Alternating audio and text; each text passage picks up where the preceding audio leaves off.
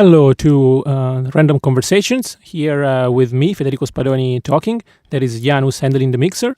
And with us today, there is this theatrical group that is called No Stage.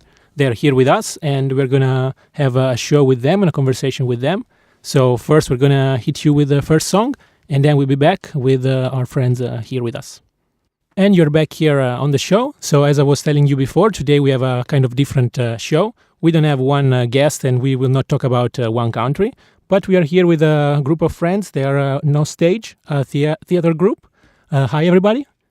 Hi. Hello. Hello. So as you hear, there are four. So please introduce yourself, and then we continue. Hello, my name is Savas. Savas, okay. Kalimera, my name is Maria. Maria. Hi, I'm Andrea.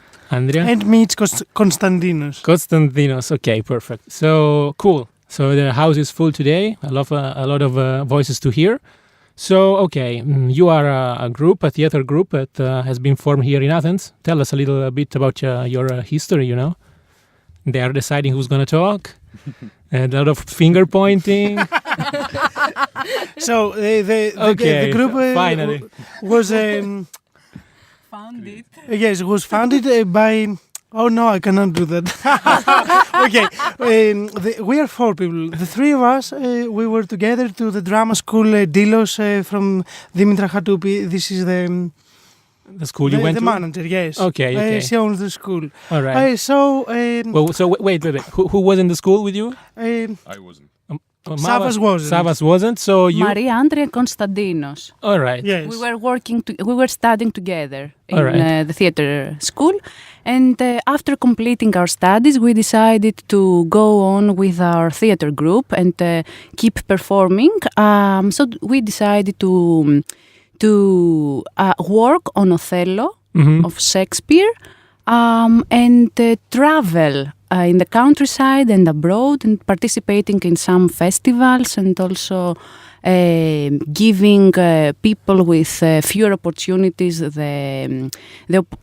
the chance to see the performance. To see a play. All right. So what you're saying is that now you're working on this Othello play, right? Yes. Okay. So for the who doesn't know, please, who's going to tell us a little bit of the plot? Savas is. Savas is who is Othello's. Okay. Othello should say so. Okay. So the play begins in Venezia, where Othello is assigned with the task to retaliate the Turks. Retaliate the Turks. Yes, all right. who are attacking Italy. Yeah. The battleground is Cyprus. Is the island of Cyprus. Yeah. Where he goes in order to take the victory of course. Turks. But on the way there is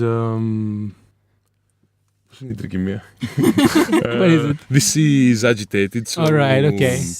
Yes, okay. The sea is not calm, huh? Yeah, it's not calm. All right. Whatever. The point is that Othello is in love with Desdemona. Yeah.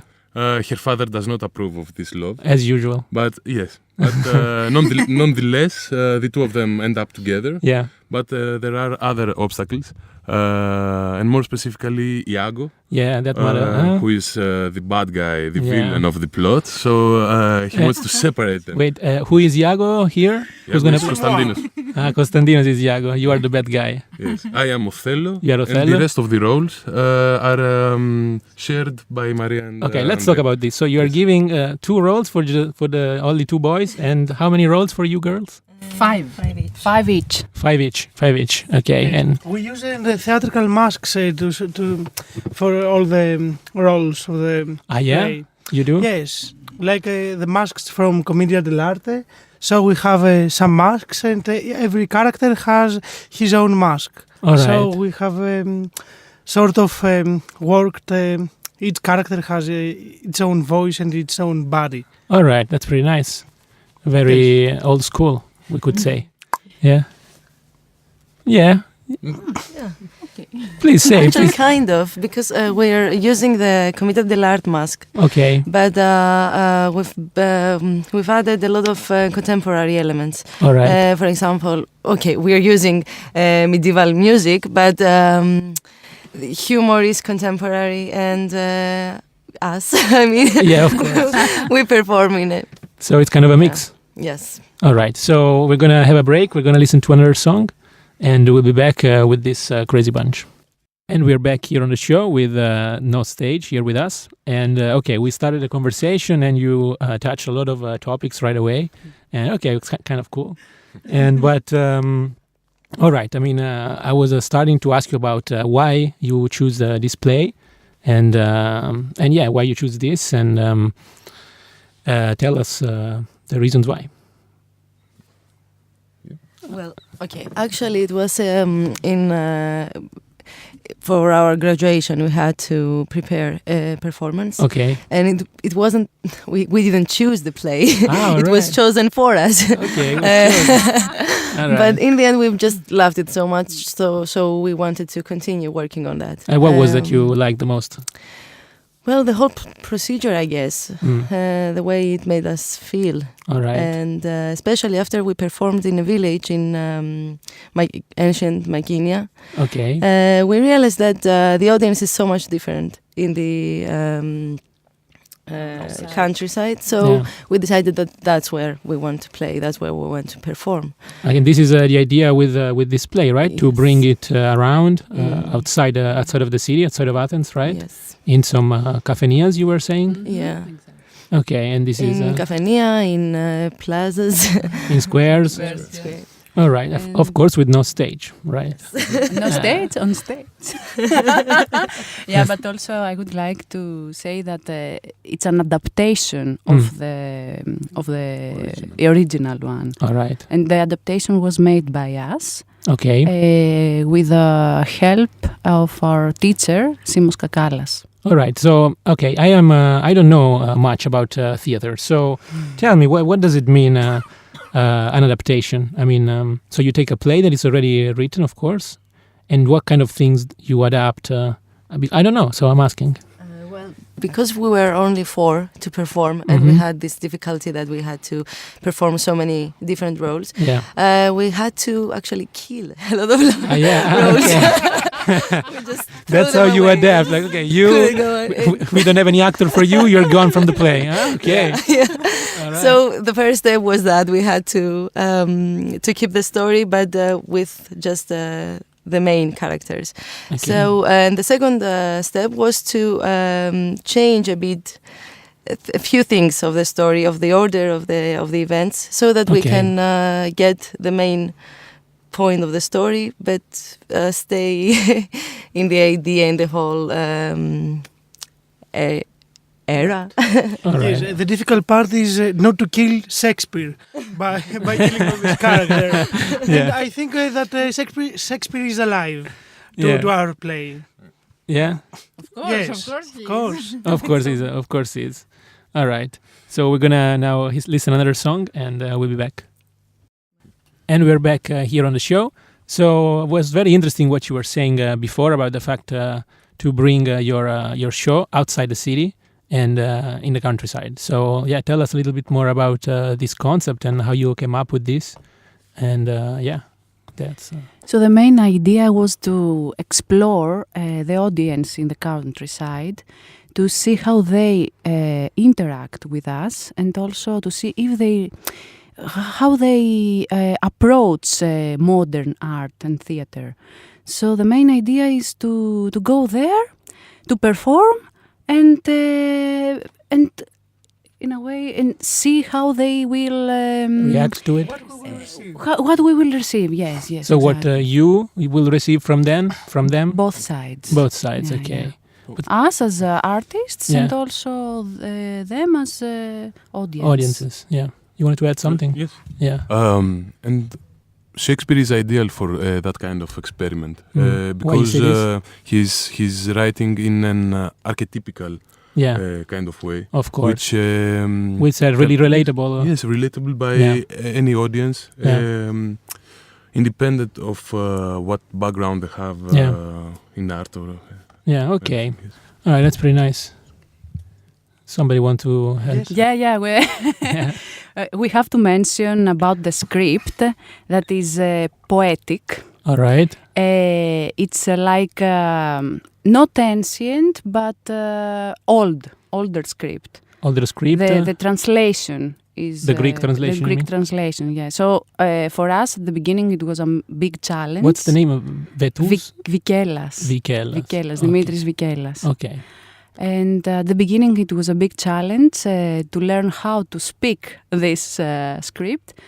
But now it's great, and it's I think it's a great experience for a young performer, actor, to learn how to speak this language. Because it's kind of not another language, but very different. And also to be understandable. Oh yeah, of course. And this is also perfect for the countryside. This is also perfect for the countryside. Yes, because I think that the idiomatics that this language of Vikelas has, I don't know. Yeah, has. Yes, countryside is more. It's closer. Familiar. It's more familiar. Yes. Okay. And I say that because I come from countryside. All right. And I have found to the script many words that I know from my village. All right. But and you were saying that you already had a first show, right? I mean, you already did one first thing, right? Yes, but not under the umbrella of No Stage Team. Okay, but was still in the countryside, right? You were saying. No. It was a different performance. I was a different performance. It was just experience with the audience of the countryside. All right. Okay, so we're gonna listen to another song, and then we'll be back with a true or false questionnaire for our No Stage group. And we're back here on the show.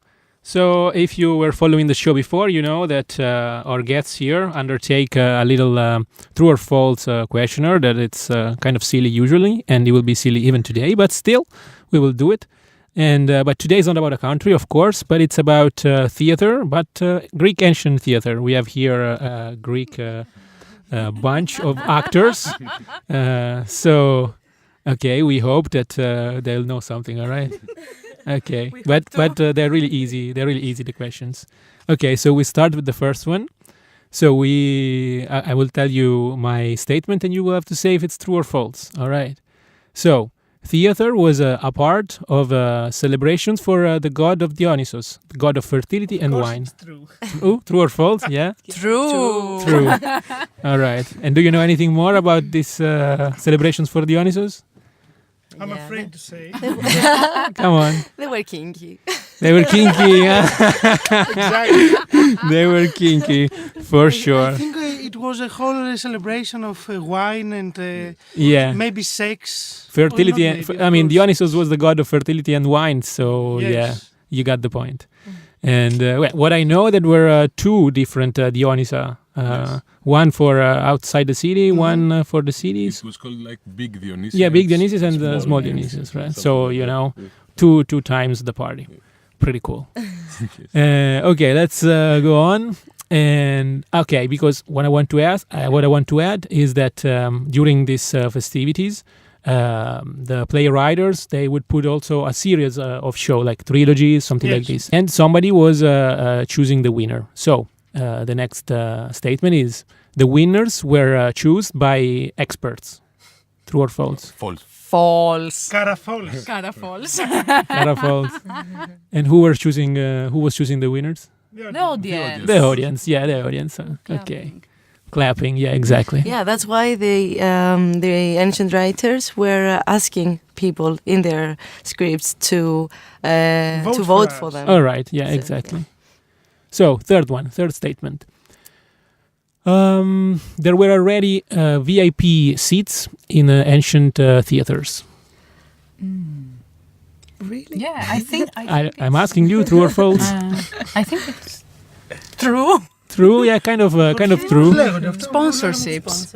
It is true because there was let's say VIP seats, but for important people of the administration of the city, even though they were not required to stay there, but they let these important seats for them. So you see, VIPs already.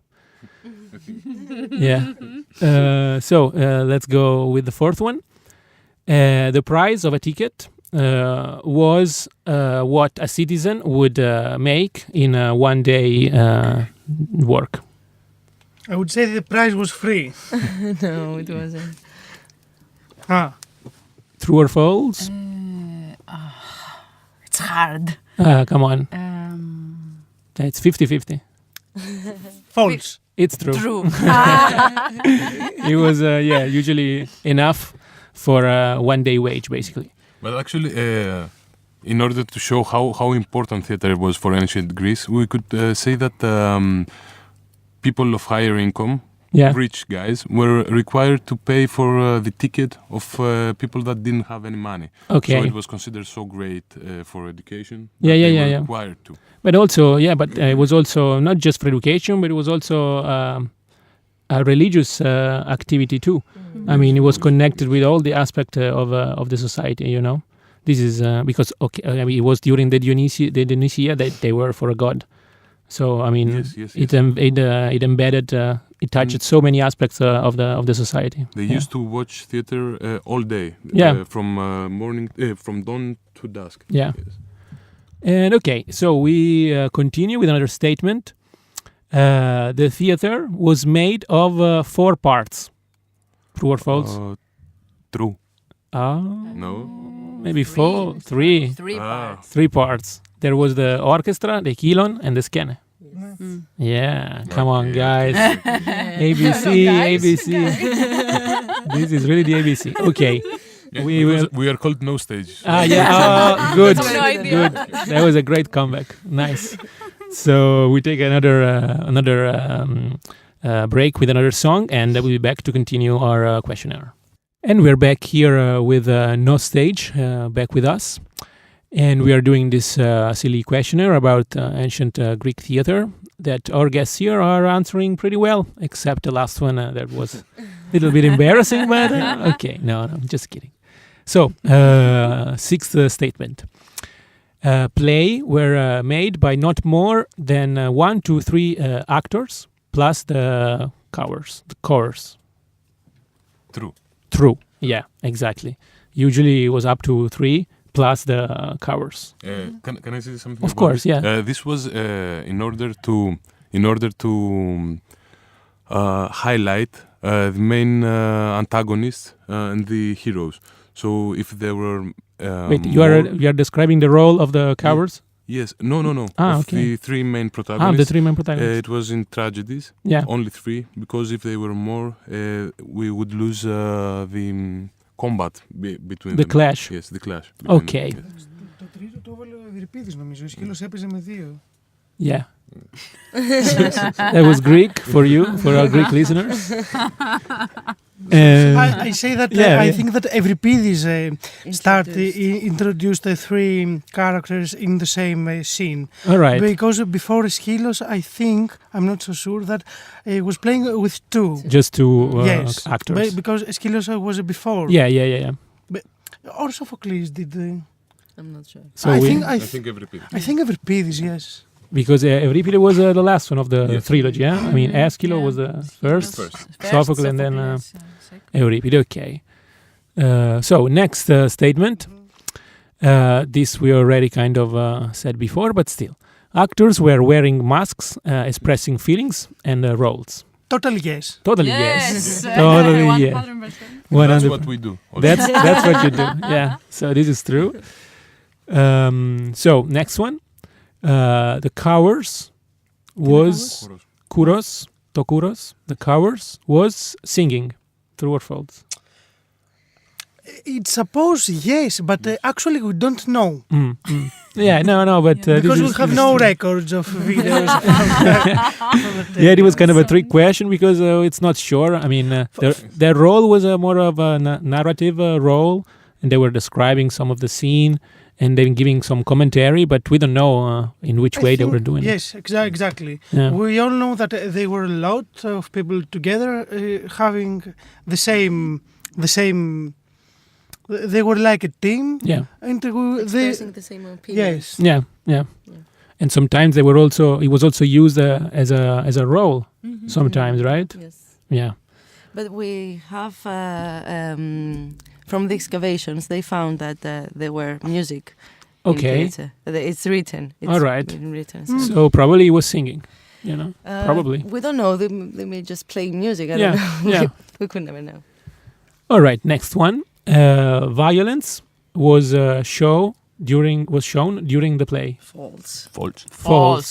All the violence happened off stage. In the background, yes. Everything, right? Yes.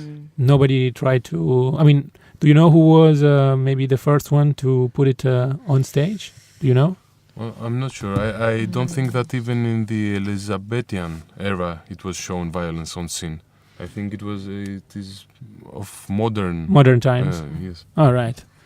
And that's why the messenger comes in the ancient tragedy to describe all the violence. Yeah, exactly. All right, we have the last one.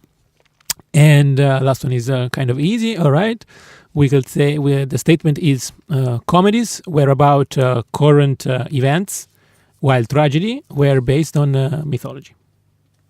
True. Yes. Yeah. True. True. Yeah, right? Yes. Yeah. This was easy. Well, actually, tragedies were based on myths or histories that were already known to the already public, known by to the audience. people. Yes, right? They already knew it. Yeah, and the point was just to go to see how They were dramatized. how they dramatize it. Yes. Yeah, exactly. All right, so we're gonna listen another song, and we'll be back with our guests. And we are back here on the show with this group of Greek and Cypriot actors on stage. And but now we talked about theater a little bit, but now let's talk about another form of art, we could say. So about cinema.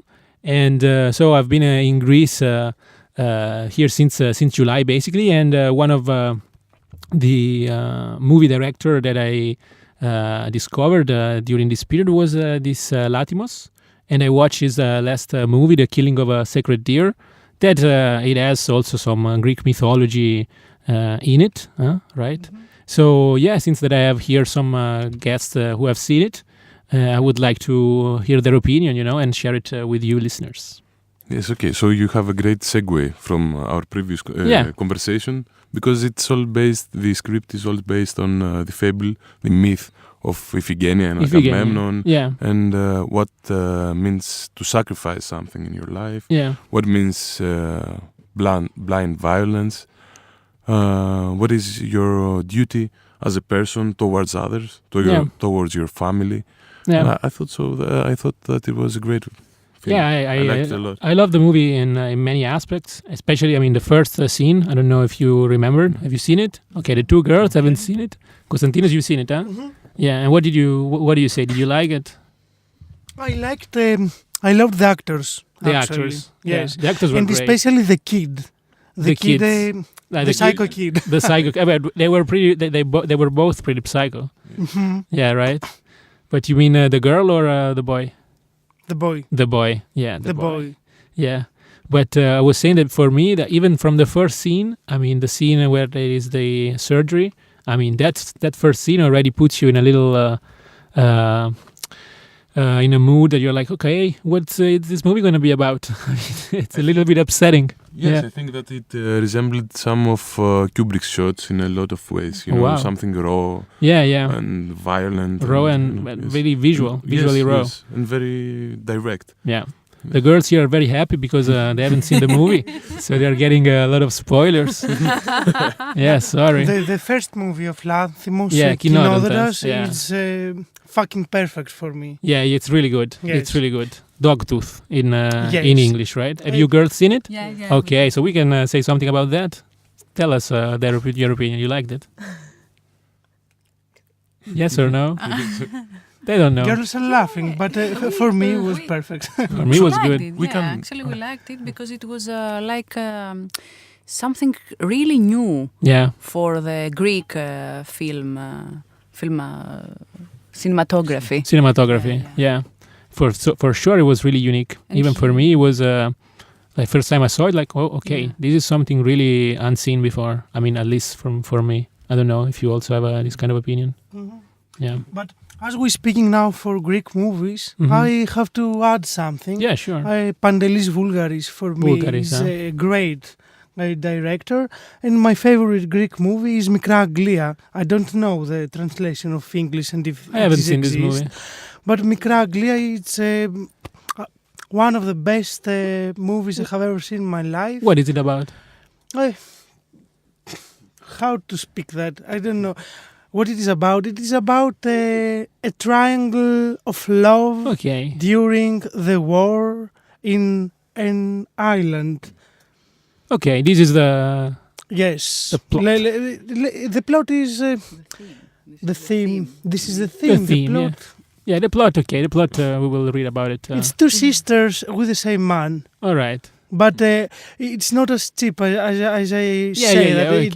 Every character is so... well-rounded, Every character has his rights. Yeah. Yes. Okay, tell me again the name. Mikraglia. Mikraglia. It's the Greek the Greek title. Yeah, it's like Little England. Little England. The translation in English. The name is about a ship. A ship, yeah. Yes, the ship that was sunk. A ship that sank. Oh, yes. God, tragedy already. Now it is a spoiler, but okay. Okay, we are during the war, every ship must sink. Yeah, exactly. All right, so we're going to listen to another song and we'll be back.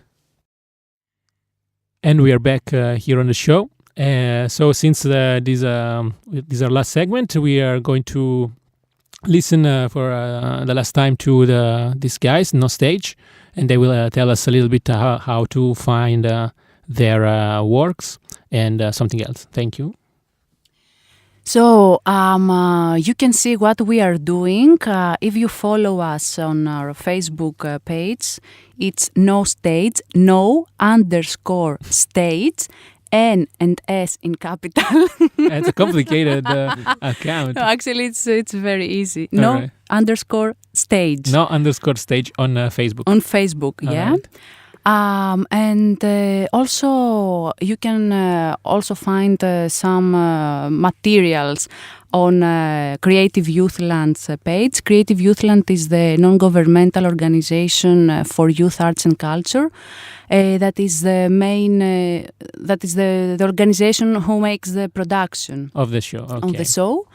And from time to time, we leave some posts about, so we can, about our shows. We can follow you there. Exactly. And also, next week, we will give our first performance in some kafeneia.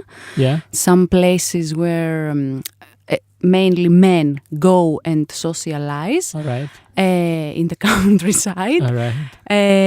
And then we will start traveling around Greece. Around Greece. All right. So good luck with that, guys. Thank you for being here. Thank you, Federico. And talk with us and have a little bit of fun. So we thank Janus at the mixer. Thank you, Yanis. Thank you, Janus. And we wish you a good continuation with Portocali Radio.